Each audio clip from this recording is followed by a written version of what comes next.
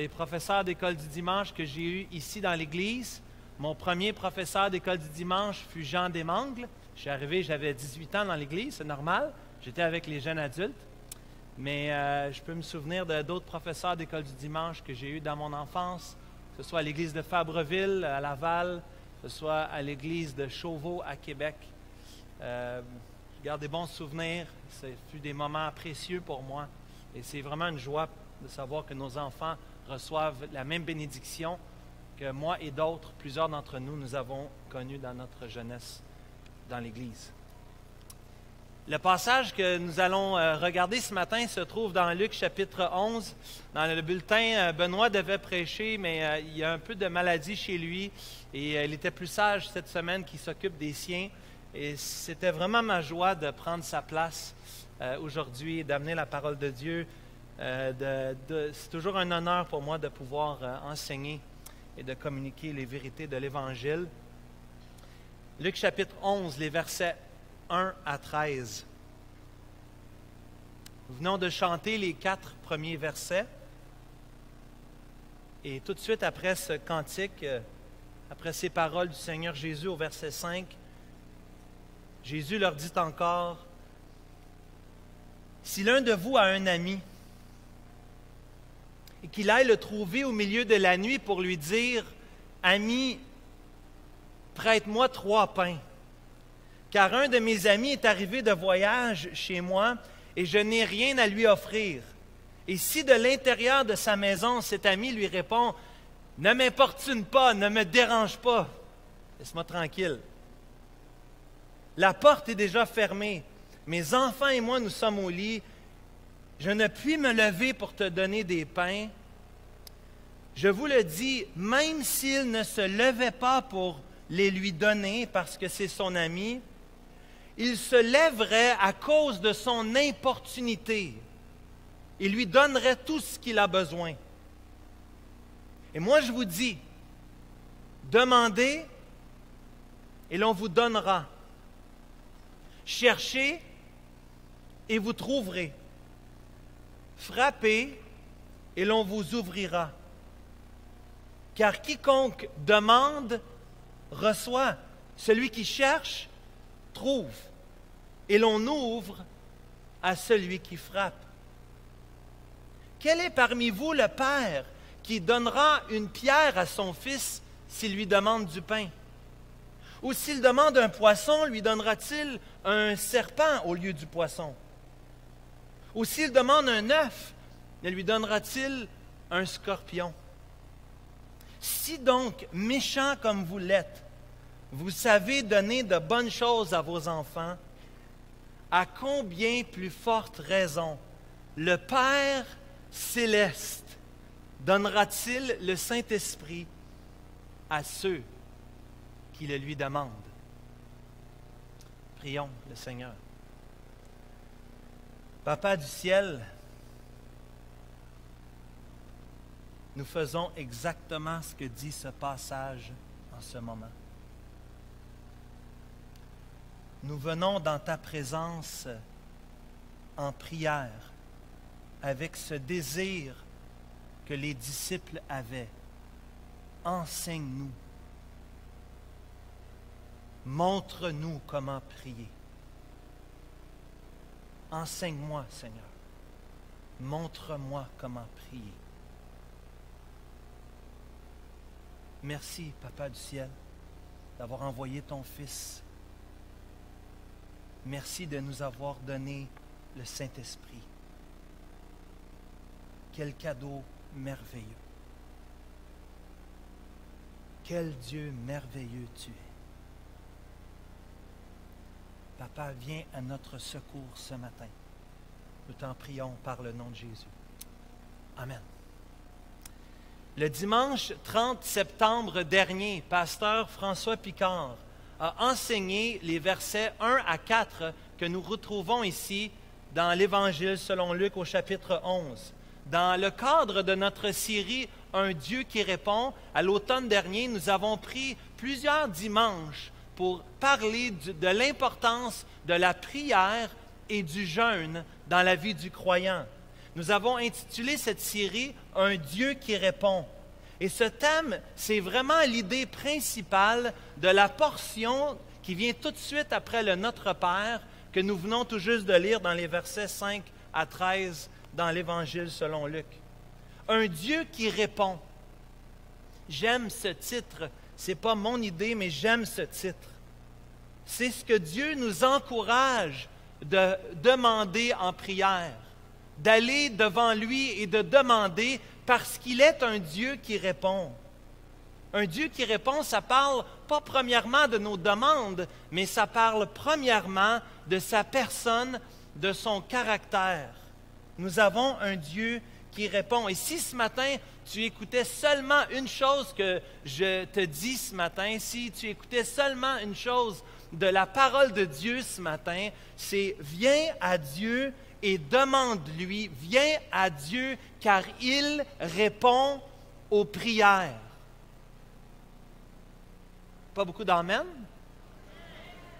J'espère que vous êtes convaincus de cette vérité, que nous avons un Dieu qui répond. Et c'est essentiel pour toi et moi de retenir que nous avons un Dieu qui répond et qui nous invite aujourd'hui, qui nous invite, même si tu es découragé dans ta vie de prière, même si tu es découragé par rapport à toi-même, par rapport à des requêtes, par rapport à ta famille, par rapport à ta situation, Dieu veut que tu retiennes ce matin que tu dois venir devant lui. Dieu t'invite ce matin de venir dans sa présence. Dieu t'invite à venir lui demander, car il est un Dieu qui répond. Dieu est un Dieu qui répond aux prières.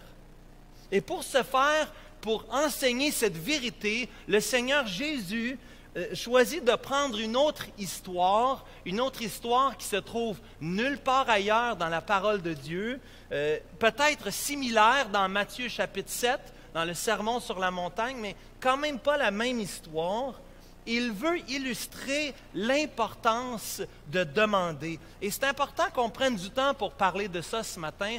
Premièrement, parce que le Seigneur Jésus l'a fait, mais c'est important parce que dans notre vie, nous avons souvent des objections, soit dites véritables ou cérébrales, pour nous empêcher de prier. Ce que je veux dire par ça, c'est qu'il y a des fois des raisonnements qui sont peut-être à la base, qui pourraient être de bons raisonnements, mais qui nous font choir dans notre vie de prière. Peut-être qu'on peut penser que Dieu est trop occupé. Dieu a l'univers entier qu'il doit s'occuper. Il doit s'assurer que rien ne tombe, qu'aucune balle ne tombe dans l'univers. En plus, il y a des milliers, peut-être même des millions de croyants qui lui prient, qui lui font des demandes. Et il est possible pour toi et moi de se dire, ma requête, ma demande est peut-être pas si importante pour Dieu. Dieu a d'autres choses à faire et ça pourrait nous empêcher peut-être, alors qu'on pense que notre requête, notre besoin est peut-être pas si important pour un Dieu si occupé. C'est le raisonnement qu'on peut avoir.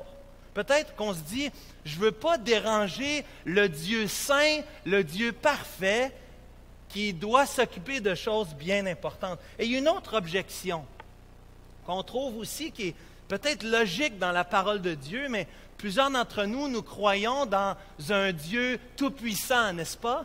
Un Dieu qui est grand, un Dieu qui est immense, un Dieu qui est sur le trône et qui est souverain sur toutes choses. Peut-être tu te dis, si Dieu est souverain sur toutes choses, il dirige toutes choses, est-il nécessaire de prier si de toute façon, il décide de toute façon de toutes choses, il règne de toutes choses, pourquoi prier? Quand tu lis dans l'Ancien Testament, les psaumes, exemple le psaume 33, verset 11, nous dit « Les desseins de l'Éternel subsistent à toujours. » Et les projets de son cœur, pas les projets de mon cœur, les projets de son cœur, de génération en génération. Il y a dans le cœur de l'homme, Proverbe 19, 21, beaucoup de projets, mais c'est le dessein de la femme qui s'accomplit.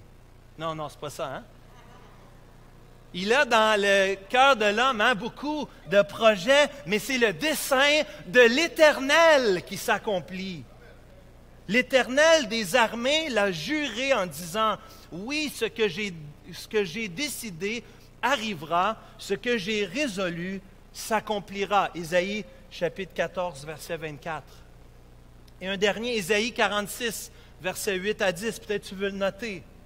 « Souvenez-vous de ces choses, soyez des hommes, pécheurs, rentrez en vous-même. Souvenez-vous de ce qui s'est passé dès les temps anciens, car je suis Dieu. Il n'y en a point d'autre, je suis Dieu, nul n'est semblable à moi. J'annonce dès le commencement ce qui doit arriver et longtemps d'avance ce qui n'est pas encore accompli.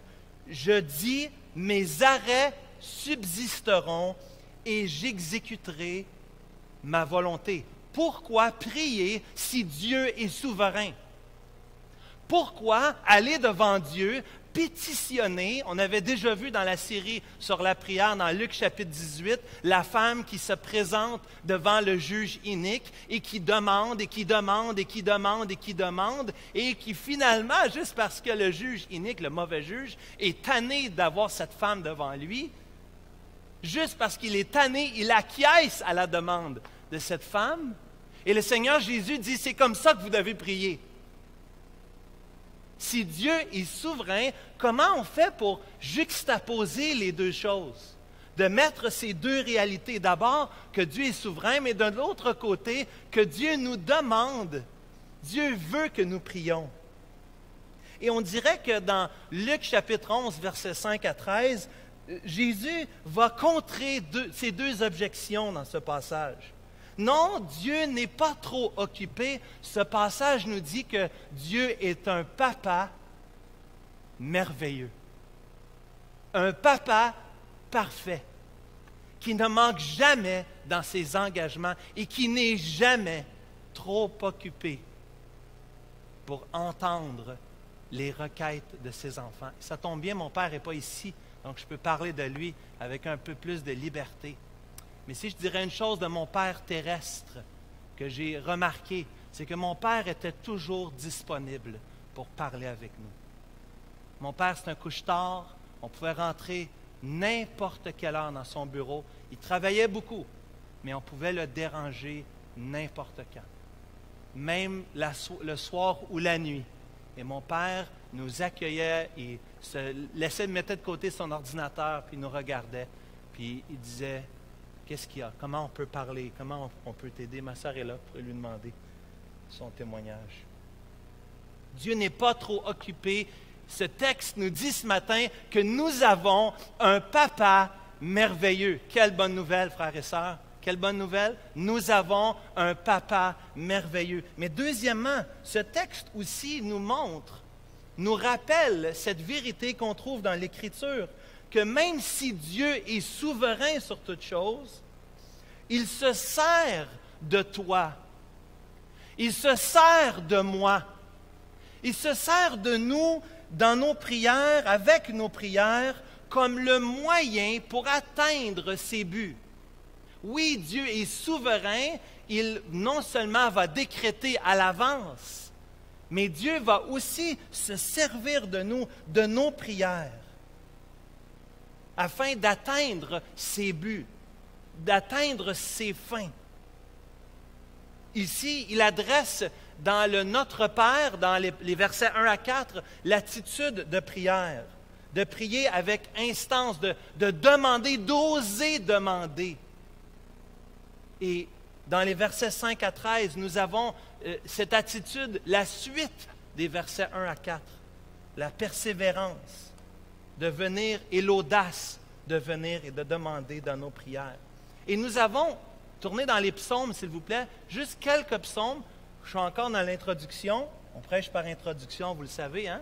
C'est des longues introductions, mais c'est important de mettre la table dans le psaume chapitre 17. Psaume chapitre 17, ma sœur Rosa, verset 1, psaume 17, verset 1. David dit, « Éternel, écoute la droiture, sois attentif à mes cris, prête l'oreille à ma prière faite avec des lèvres sans tromperie. Psaume 27, 10 chapitres plus tard, versets 7 à 9. Éternel, écoute ma voix, je t'invoque. Écoute-moi, Seigneur, et pitié, exauce-moi. Je cherche ta face, ô Éternel. Verset 9. Ne me cache point ta face. Ne me repousse pas avec colère, ton serviteur. Tu es mon secours. Tu ne me laisses pas. Ne m'abandonne pas, Dieu de mon salut. Est-ce que David a raison de faire ça? Est-ce que David a raison? C'est dans l'Écriture, hein? C'est dans la parole de Dieu. Chapitre 55, verset 1. J'en avais plein d'autres, mais on arrête avec 55, verset 1. Au chef des chantres, avec des instruments à cordes, cantique de David, encore. Ô Dieu, prête l'oreille à ma prière, ne te dérobe pas à mes supplications. Écoute-moi, Seigneur. Réponds-moi, Seigneur. Réponds-moi. Il n'est pas gêné.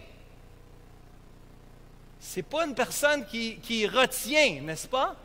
Seigneur, est-ce que je peux te déranger, s'il vous plaît? Réponds-moi, Seigneur. Écoute-moi, Seigneur. Aie pitié de moi, Seigneur. Je suis un mendiant. Je suis faible. Je ne suis pas capable. Écoute-moi, Seigneur. Délivre-moi. J'ai besoin de toi, Seigneur.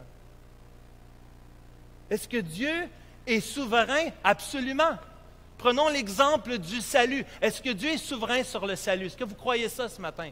Que Dieu est souverain. Moi, je crois dans l'élection. Je crois que Dieu nous a choisis avant la fondation du monde. Ce n'est pas moi qui crois ça. Je crois ça parce que la Bible dit ça, que Dieu nous a choisis. Est-ce que ça enlève ma responsabilité de recevoir par la foi, par la repentance et la foi, le salut en Jésus-Christ? Est-ce que j'ai quand même une responsabilité? La réponse est oui, évidemment. J'ai quand même une responsabilité de répondre. Le moyen par lequel Dieu passe, c'est par la foi et la repentance. Mais c'est Dieu qui est souverain sur le salut, je le crois. Dans la sanctification, c'est Dieu qui nous sanctifie, oui. Mais nous avons une responsabilité d'obéir. On ne peut pas dire, Dieu ne m'a pas encore sanctifié, je suis correct. Non, non. Dieu veut te sanctifier, oui, mais tu dois obéir. Il y a une confluence des deux. Ça marche dans le salut, ça marche dans la sanctification, ça marche aussi dans la prière. Dieu est souverain sur toutes choses, il décrète toutes choses depuis toute éternité. En même temps, il choisit de nous utiliser. Nos prières ne sont pas vaines, elles ne sont pas inutiles. Quand tu pries, tu goûtes à la bonté de Dieu dans la prière. Tu goûtes à un Dieu qui veut se servir de toi. Ça me dépasse que le Dieu éternel, le Dieu de l'univers veut nous utiliser. Comment ça se fait, Seigneur? Je ne comprends pas. Si vous ne prêchez pas, si vous ne parlez pas, les pierres crieront. Dieu aurait pu faire ce qu'il voulait. Il peut faire parler un âne, il peut faire parler les roches. Il aurait pu utiliser les anges pour évangéliser le monde, mais Dieu, dans sa grâce, dans sa bonté, nous rend participants de son œuvre. Et il veut même dans l'évangélisation, voilà un autre exemple, qui dit que la souveraineté de Dieu, le décret de Dieu ne va pas à l'encontre de la responsabilité de l'homme. Et quand tu pries, tu goûtes à la bonté de Dieu. Dieu veut se servir de toi. Dieu se sert de toi pour l'atteinte de ses buts. On est le moyen que Dieu utilise dans nos prières, dans notre action, pour honorer et glorifier Dieu. La portion ici, remarquez ici que les demandes que nous faisons viennent tout de suite après le Notre Père, qu'on a dit dans les versets 1 à 4. Et vous remarquerez au verset 1 une phrase bien importante, le début de la phrase. Jésus, au verset 1, Jésus, Luc 11, verset 1, Jésus, il disait aux autres comment faire. Jésus, c'était le boss, il disait aux autres comment faire, mais lui, il pouvait checker son téléphone, checker ses affaires, checker ses courriels, pendant que les autres priaient. C'est ça qu'il faisait, Jésus? Jésus, il est en train de le faire. Tu vas enseigner quelqu'un comment prier, tu vas enseigner tes enfants comment prier. Si tu ne pries pas avec eux, si tu ne leur montres pas une vie de prière, ils ne vont pas l'apprendre. en lisant dans un livre. Ce n'est pas le livre qui enseigne. Montre-nous comment prier, Seigneur Jésus, parce que le Seigneur Jésus le faisait lui-même. Il l'incarnait lui-même. C'était déjà sa réalité. Déjà, il se retirait dans les temps, dans la journée, pour aller prier. Et la portion qu'on voit, d'abord, Jésus le montre en exemple. Et deuxièmement, il nous dit comment prier. Il nous montre l'attitude et le contenu de nos prières dans les versets 1 à 4. Hein? On l'a chanté. Que ton nom soit, il est saint, que ton nom soit sanctifié encore plus pur, encore plus élevé. Que ton règne vienne. On parle de ton royaume, Seigneur. Je suis préoccupé par ton royaume. Oui, après, donne-nous notre pain quotidien. Mais d'abord, Seigneur, toi, Seigneur, ton règne, ta volonté, ta puissance. C'est toi, Seigneur. C'est toi l'objet de mes louanges, de mes prières. Et c'est pas que c'est mauvais de demander pour le pain quotidien. C'est pas que c'est mauvais qu'on aime apporter des requêtes. Puis Dieu veut qu'on vienne à Dieu avec nos requêtes. Mais Dieu veut, mon frère, ma soeur, cher ami, qui est ici, peut-être tu ne connais pas le Seigneur, puis pour toi, la vie de prière, c'est étranger à ta vie, mais Dieu veut ça. Même toi qui ne le connais pas, Dieu t'invite. Dieu t'invite aujourd'hui. Parce que la fin du Notre Père nous dit, pardonne-nous nos offenses, comme nous pardonnons aussi ceux qui nous ont offensés. On ne peut pas pardonner sans l'Évangile, sans la bonne nouvelle du sacrifice de Jésus-Christ à la croix pour nos péchés, ce qu'on a chanté tantôt. Sans le sang précieux de Jésus, impossible pour nous d'être pardonnés, impossible pour nous de pardonner les autres. Comment tu peux pardonner quelqu'un qui t'a offensé? Tu pardonnes, Colossiens 3, verset 13, nous pardonnons les autres comme Jésus nous a pardonné, comme Christ nous a pardonné. Si dans le Notre Père des versets 1 à 4 de Luc chapitre 11, Jésus adresse l'attitude et le contenu de nos prières, dans les versets 5 à 13, je crois qu'il adresse la pertinence et l'importance. Prends des notes, la pertinence et l'importance de nos prières. Et il commence, là on est dans le développement, il commence avec une histoire à dormir debout. J'ai décidé de prendre l'expression québécoise ou francophone, une autre parabole qui se trouve dans Luc. Une histoire un peu drôle, en fait. Une histoire qui, les commentateurs nous disent, aurait dû en faire rire quelques-uns, qui semble un peu surréelle. Une histoire tirée par les cheveux. Imaginez-vous la scène. 2 heures du matin, quelqu'un vient sonner à la porte chez vous, cogner à la porte chez vous ce matin. Je vais maganer ça, moi. 2 heures du matin. Imaginez, il vient vous voir. Il dit, j'ai de la visite, là, puis j'aurai pas de toast demain matin, là, j'ai besoin d'avoir du beurre, puis du beurre de pinot. Donne-moi 3 pains. Va dans ton congélateur, donne-moi 3 pains, là. Tu sais, quand t'en as acheté chez Costco, là, t'as acheté du pain, là, on a déplacé l'entrepôt de chez Costco, de chez toi, là. Tu sais, dans ton congélateur, là, il y a tellement d'affaires qu'on oublie même qu'est-ce qu'on a dans le congélateur, il y en a tellement. Donne-moi 3 pains, j'ai besoin de 3 pains.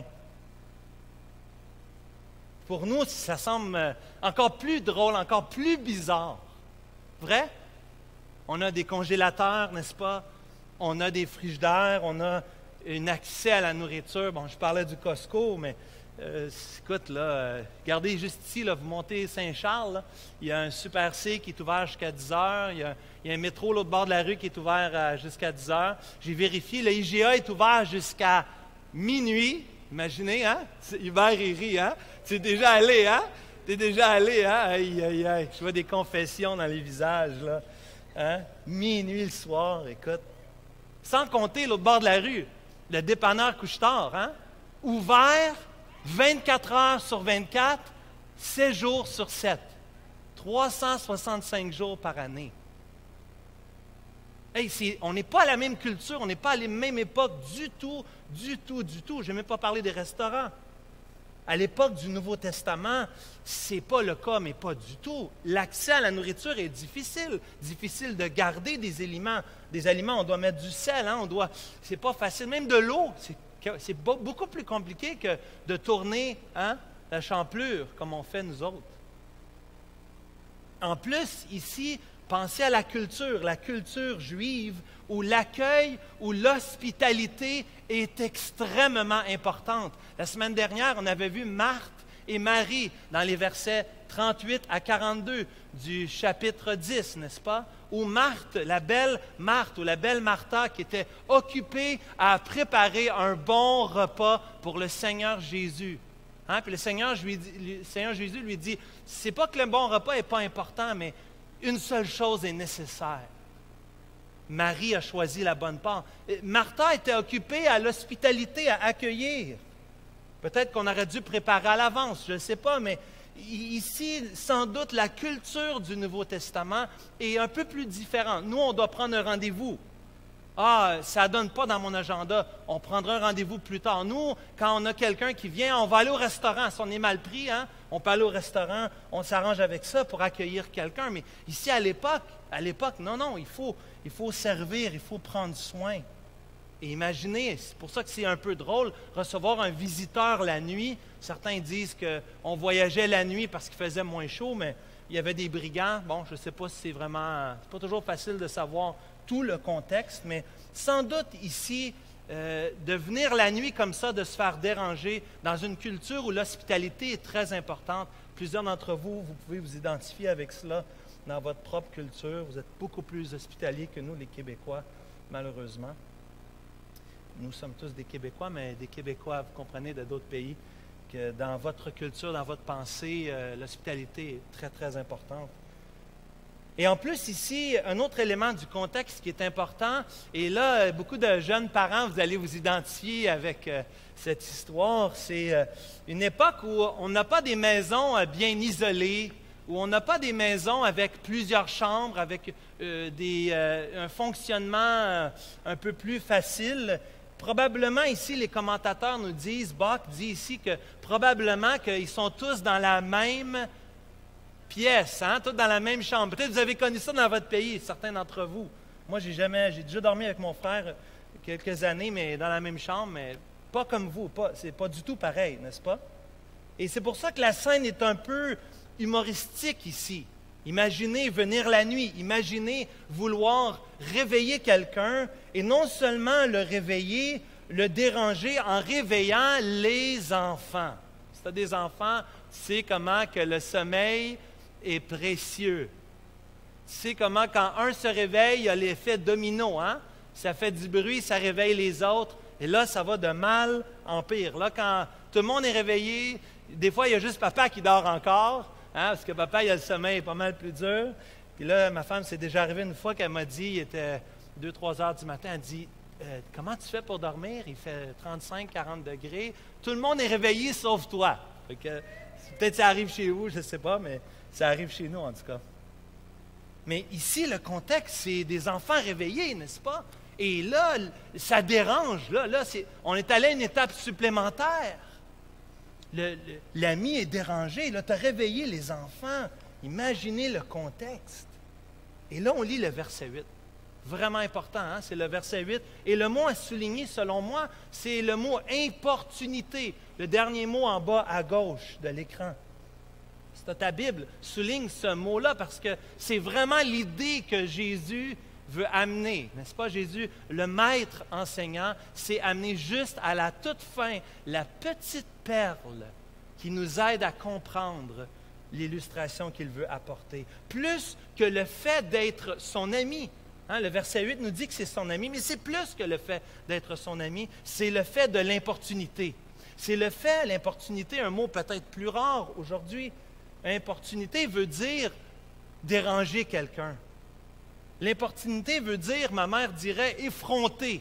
Hein, il est bien effronté, lui. Il a du front tout le tour de la tête. Peut-être vous avez déjà entendu cette expression-là. Moi, ma mère nous disait ça. Hein. Il a du front tout le tour de la tête. Ça n'a pas d'allure. Comment il est à l'aise, il a de l'audace pour demander ça. Il n'est pas gêné.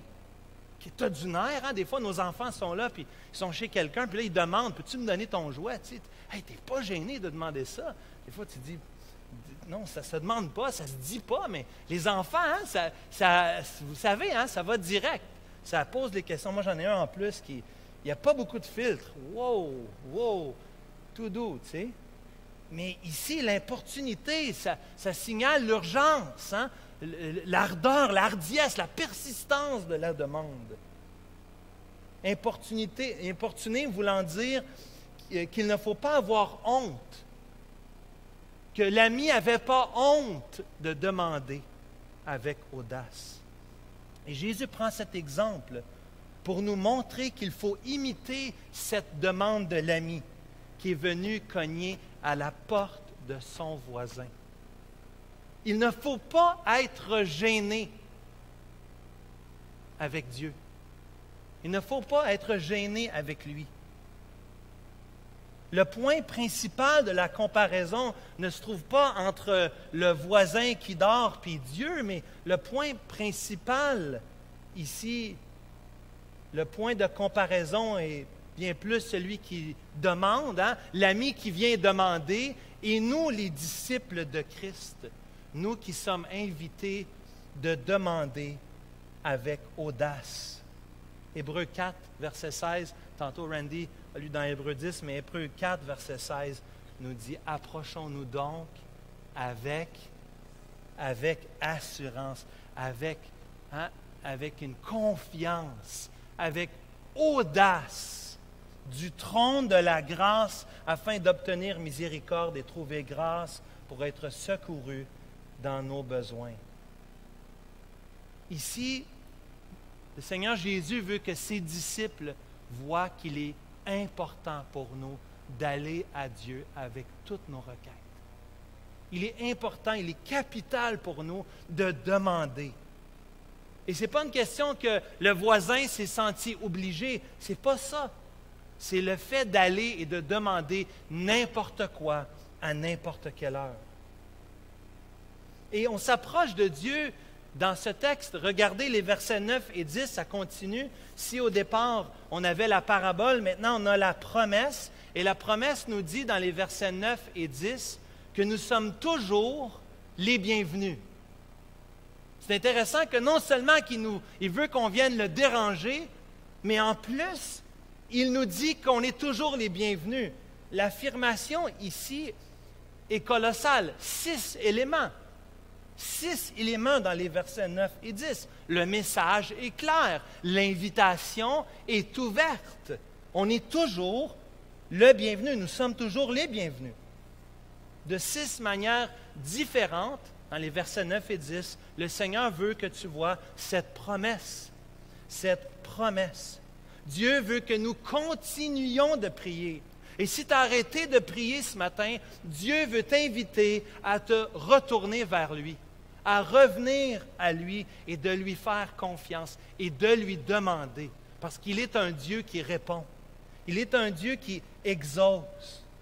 Et regardez ici, vous voyez le temps des verbes. Ce sont des verbes à l'impératif présent, de la même façon dans l'original, qui représentent une action continuelle. Ce n'est pas juste une fois demander. Quand tu cherches une épouse, ah là, je vais vraiment demander, là je vais vraiment, je ne me gênerai pas. Non, non, c'est quand tu es marié avec elle, tu as besoin de continuer de demander, hein, pour avoir la grâce de l'aimer, puis d'en prendre soin.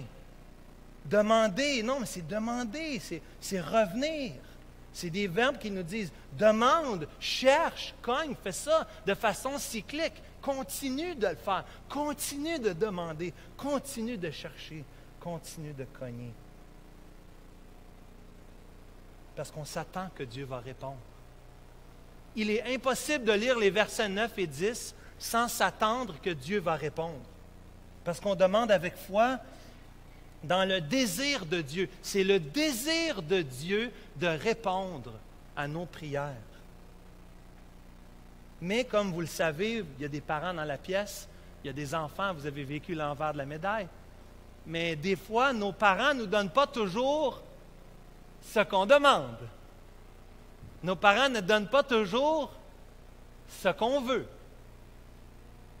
Hein? Est-ce que je pourrais avoir un peu de chocolat avant de me coucher? Est-ce qu'il y a des parents qui vont acquiescer à cette demande-là? Demain. Hein? Ce n'est pas non jamais, c'est non pas maintenant, pas tout de suite, c'est pas le bon temps. Et les parents savent ce qui est bon pour leurs enfants.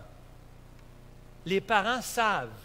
Peut-être sont un peu plus vieux, peut-être qu'ils connaissent un peu moins la technologie que vous, chers enfants, chers ados qui êtes ici, mais vos parents savent ce qui est bon pour vous.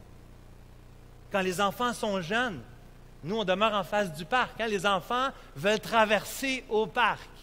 Ils veulent y aller, puis ils s'apprêtent, ils finissent de manger, on s'en va au parc. Mais les parents savent que des fois, l'enfant est un peu trop jeune pour traverser la rue toute seule. Donc, même si l'enfant fait la demande d'aller au parc, il faut d'abord s'assurer qu'il y a quelqu'un pour l'aider à traverser la rue et probablement pour le surveiller ensuite. Ce n'est pas que la demande n'est pas considérée, mais puisque les parents savent ce qui est bon pour les enfants, les parents vont donner selon la capacité, selon la maturité de l'enfant. Aujourd'hui, avec les jeux vidéo, c'est la même chose. J'ai la discussion avec mon fils, mes fils, surtout par rapport à ça, sur l'importance, puis le temps. Vous souriez, il y en a plein qui sourient, là, vous le savez. Vous savez de quoi je parle.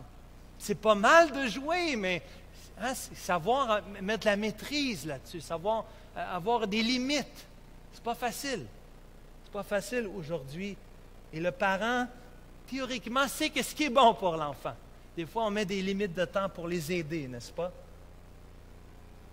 Le parent sait ce qui est bon pour nous, donc il veut notre bien, en nous donnant pas toujours ce que nous demandons. La preuve de ça, c'est Jacques chapitre 4, verset 3. Vous demandez, vous ne recevez pas, dit Jacques, frère de Jésus, parce que vous demandez mal dans le but de satisfaire vos passions. Ce n'est pas que ton règne vienne, ce n'est pas que ta volonté soit faite sur la terre, c'est que mon règne vienne, que ma volonté soit faite. Et pourquoi on demande des choses à Dieu, il ne nous les donne pas? Mais il est possible que ce n'est pas ce qui est la bonne chose pour nous. Ça se peut que ce soit dans des buts égoïstes, égocentriques. Et même des fois, Romains 8, verset 26 nous dit, « De même aussi l'Esprit nous aide dans notre faiblesse, car nous ne savons ce qu'il nous convient de demander dans nos prières. » Même quand ce n'est pas le péché, on a besoin. L'Esprit intercède lui-même pour nous par des soupirs inexprimables. Le rôle du Saint-Esprit, c'est la conclusion du message, mais le rôle du Saint-Esprit, c'est de venir pallier à nos faiblesses. C'est de venir pallier à nos manquements quand on ne sait pas comment demander, de quelle manière le Saint-Esprit joue son rôle. Et cela nous amène dans les versets 11 et 12, parce que nous avons ici l'exemple d'un Père terrestre. L'exemple d'un Père terrestre dans les versets 11 et 12. Si dans les versets 5 à 8, nous avons la parabole, si nous avons dans les versets 9 et 10 la promesse, nous avons ici le principe dans les versets 11 et 12. Les versets 11 et 12 qui nous donnent l'exemple d'un Père terrestre. Quel est parmi vous le Père qui donnera une pierre au lieu du pain, un serpent au lieu d'un poisson, un scorpion au lieu des œufs ou d'un œuf? 3 questions rhétoriques. Une question rhétorique, c'est une question qu'on pose et où l'on n'a pas besoin d'avoir la réponse. La réponse étant évidente. Jésus pose des questions, ne s'attend pas qu'on lui réponde. C'est des questions rhétoriques. C'est évident. C'est de toute évidence. C'est de toute évidence. C'est même absurde de penser qu'un père ferait une chose pareille. Quand un fils nous demande à manger, moi, les fils, ma fille, ça grandit, vous avez remarqué, Samuel a eu 13 ans la semaine passée. Wow! 5 pieds 3, ça n'a pas de sens. Qu'est-ce qu'on va faire avec ça? Puis là, ça veut manger, puis ça veut manger le carton, puis ça veut manger les chaises. Puis, qu'est-ce qu'on fait? Est-ce qu'on refuse nos enfants? Non. On ne leur donne pas des chaises. Non. On ne leur donne pas du carton. Des fruits, on essaie de les nourrir avec du bon stock. Puis, aucun parent ferait ça. Versets 11 et 12, il n'y a aucun parent qui ferait ça, vraiment. Là. Il y a des parents méchants dans le monde, mais vraiment qui donneraient un scorpion, qui donneraient un serpent à son enfant. Remarquez la progression. Remarquez au verset 8, quand le Seigneur Jésus a donné l'exemple des amis, ici, le Seigneur Jésus monte d'un cran, monte en intensité, en proximité relationnelle. L'intensité est rehaussée parce qu'il parle dans les versets 11 et 12 d'une relation paternelle. La relation d'un père avec son enfant ou d'une mère, une relation familiale. Est-ce qu'on ferait ça? Est-ce que vous avez déjà fait ça, donner à vos enfants une roche, un serpent, un poisson, un serpent, un scorpion? Même s'il y a de mauvais parents, l'attitude d'un parent en général n'est certainement pas de faire du mal à son enfant. Le principe, c'est que naturellement, des parents prennent soin de leurs enfants. C'est en eux, c'est à l'intérieur de nos tripes. Et ce matin, de l'autre côté, à l'école du dimanche, on a entendu dans 1 Thessaloniciens, chapitre 2, versets 11 et 12, l'amour de l'apôtre Paul pour l'Église de Thessalonique comme une mère, comme une nourrice, mais aussi comme un père. Un père, comme une mère. Parce que des parents ont compassion de leurs enfants. Et si cela est vrai dans le cas d'un exemple terrestre, quatrièmement ce matin et dernièrement, c'est encore plus vrai quand nous considérons notre bon Papa céleste. Parce qu'ici, nous avons la prémisse. La prémisse est « Si donc, méchants comme vous l'êtes, vous savez donner de bonnes choses à vos enfants, à combien plus forte raison le Père céleste vous donnera-t-il le Saint-Esprit à ceux qui le lui demandent? » C'est un argumentum a fortiori, c'est-à-dire un argument du plus petit au plus grand. Les rabbins aimaient utiliser ce genre d'argument, nous est dit. Un argument qui est très simple. Si je peux marcher pour aller au dépanneur, je vais aller plus vite. Je vais aller, à combien plus forte raison je vais pouvoir aller au dépanneur si je prends mon vélo? À combien plus forte raison si je prends mon auto? Combien plus forte raison si je prends un moyen de transport autre? L'idée du plus petit au plus grand. Si une chose est vraie pour ce petit élément, c'est encore plus vrai avec cet autre élément plus grand ou plus important. Ici, je crois que le Seigneur Jésus prend un exemple simple et logique pour démontrer la grande compassion de Dieu. Si le Père a compassion de son Fils, si le Père veut prendre soin de son Fils, le Père terrestre, à combien plus forte raison? Un Dieu qui est sans péché, parce que lorsqu'il parle de méchants comme vous l'êtes, il fait juste référence à notre nature pécheresse.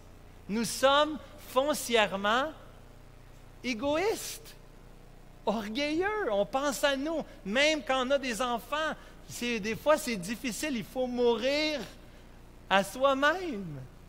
Moi, je n'ai pas vraiment le goût, mais j'ai appris des choses, à avoir le goût pour certaines choses, parce que mes fils sont donc contents quand papa joue avec eux. Ce n'est pas ma préférence. Moi, j'aime aller jouer au hockey dans la rue. Mes fils aiment d'autres choses. Et j'ai appris à aimer d'autres choses parce que j'aime mes fils. J'aime ma fille. J'ai appris à aimer d'autres choses. Et si nous avons un Dieu qui a compassion de nous, un Dieu qui s'intéresse à nous, un Dieu qui veut répondre, qui va sans doute répondre bien plus que des pécheurs pourraient le faire. Même nous, comme parents, on veut faire du bien à nos enfants. À combien plus forte raison un Dieu parfait veut faire du bien? Dieu ne donne pas ce qui est inutile comme une roche. Dieu ne fait pas du mal comme donner un scorpion. Non, bien sûr que non. Ésaïe 49 nous dit, « Une femme oublie-t-elle l'enfant qu'elle allait? N'a-t-elle pas pitié du fruit de ses entrailles? Même quand elle l'oublierait, moi, l'Éternel, je ne t'oublierai point. » Nous avons un grand Dieu, n'est-ce pas? Un Dieu qui est digne de louange, un Père céleste qui est merveilleux, un Père qui veut exaucer. Pourquoi il veut exaucer? Pourquoi il veut répondre? Parce que Dieu prend la gloire lui appartient, l'honneur la puissance, la gloire, la louange, c'est à lui. Quand on prie à Dieu et que Dieu répond, la gloire lui revient. Il est célébré, il est exalté dans son cœur. Ça suscite la foi dans nos cœurs. Quand ta foi diminue, rappelle-toi ce que Dieu a fait au passé dans ta vie. Rappelle-toi d'où tu es parti. Rappelle-toi les réponses aux prières. Ça suscite la foi dans ton cœur. Ça t'amène à désirer faire plus confiance à Dieu. Dieu a répondu au passé. Présentement, c'est un temps de silence. Il ne répond pas quand je veux ou comme je veux. Mais Seigneur, je m'approche de toi. Tu es un Dieu accessible. Je peux te faire confiance. Je peux être audacieux. Je n'ai pas à avoir honte de demander quelque chose à Dieu. Je demande. Oui, il est souverain, mais Dieu veut m'utiliser. Dieu veut t'utiliser. Et Dieu ici est en contraste d'abord avec l'ami qui se fait déranger la nuit et qui répond « va-t'en ». Ici, c'est intéressant de voir ce contraste. Parce que ce que Dieu nous dit « va-t'en », est-ce que Dieu te dit qu'il est trop occupé? Non, il est le Père merveilleux. Il n'est jamais irrité que tu viennes à lui avec des requêtes, quelles qu'elles soient. Il n'est jamais irrité.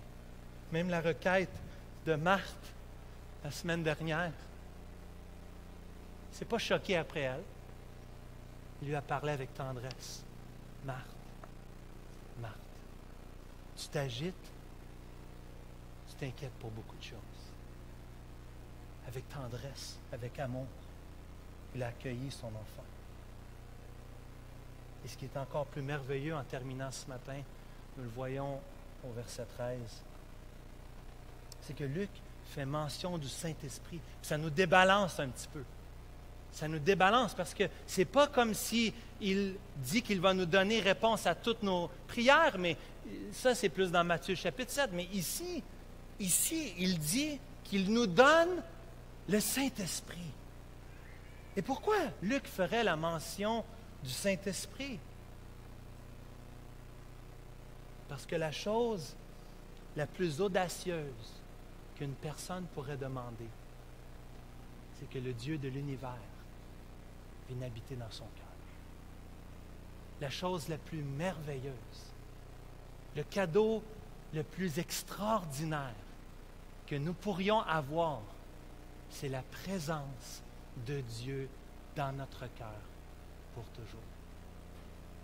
Si tu es un enfant de Dieu aujourd'hui, tu as le Saint-Esprit. Le Saint-Esprit vit en toi. Le Saint-Esprit t'accompagne. Le Saint-Esprit est là, il ne t'abandonne pas dans ta vie chrétienne. Ce long parcours, ce marathon de la vie chrétienne, c'est long, ça avance pas vite. Des fois, il y a des difficultés. Dieu nous donne le Saint-Esprit. Il nous donne le Saint-Esprit qui vit en nous. Tu as besoin de réconfort, Dieu te donne le consolateur. Tu as besoin de protection, Dieu t'a donné un protecteur. Tu as besoin d'encouragement, tu as besoin d'assistance, tu as besoin d'être fortifié. Dieu, le Père, t'a donné le Saint-Esprit qui vit en toi, qui te fortifie, 1 Corinthiens 6, verset 19, dans l'homme intérieur. Celui qui peut faire infiniment au-delà de tout ce que nous pouvons penser et imaginer. Le Saint-Esprit, sa présence dans notre vie, sa direction dans notre vie, l'intimité du Seigneur Jésus. Un Dieu qui nous aime et qui nous donne le cadeau le plus merveilleux. Il nous donne le Saint-Esprit. Quel papa merveilleux nous avons, frères et sœurs. Quel Dieu merveilleux nous avons. Un Dieu qui répond. Un Dieu qui nous invite à venir le prier. C'est pour ça tout à l'heure qu'on a mentionné ces moments de prière. Ce soir, on peut venir prier de 7 à 8.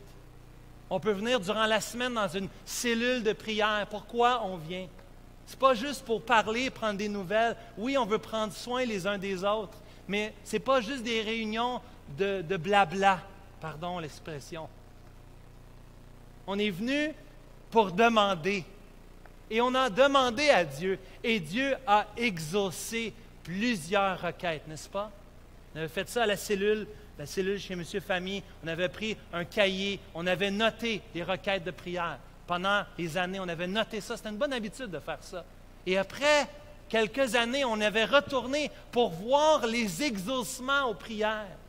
Daniel Lessard ici, un intercesseur, un de nos anciens, qui est maintenant avec le Seigneur. Daniel Lessard, un homme d'intercession, a prié pour Édouard Fontaine pendant plus de 15 ans pour sa conversion.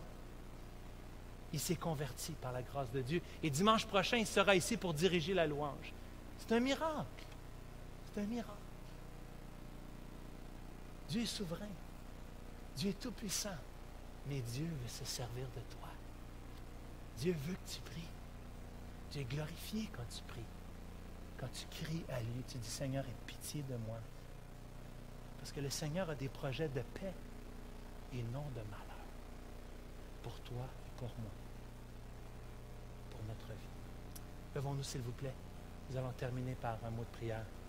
Ce temps de louange et de célébration. J'aimerais te laisser quelques instants de ta place pour que tu puisses toi-même prier au Seigneur dans ton cœur, s'il te plaît. Prie à Dieu maintenant.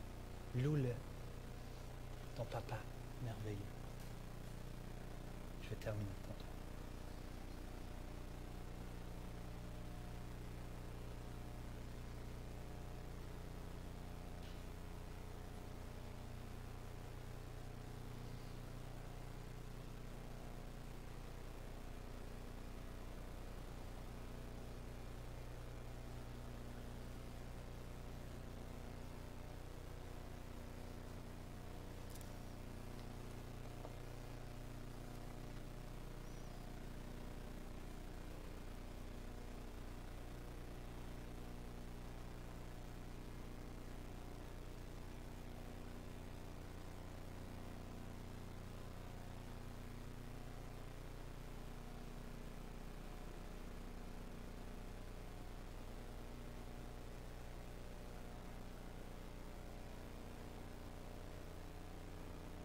Que Dieu lui-même,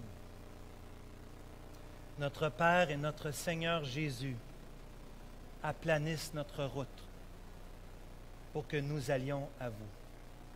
Que le Seigneur augmente de plus en plus parmi vous et à l'égard de tous cet amour que nous avons nous-mêmes pour vous, afin d'affermir vos cœurs pour qu'ils soient irréprochables dans la sainteté devant Dieu notre Père, lors de l'avènement de notre Seigneur Jésus avec tous ses saints.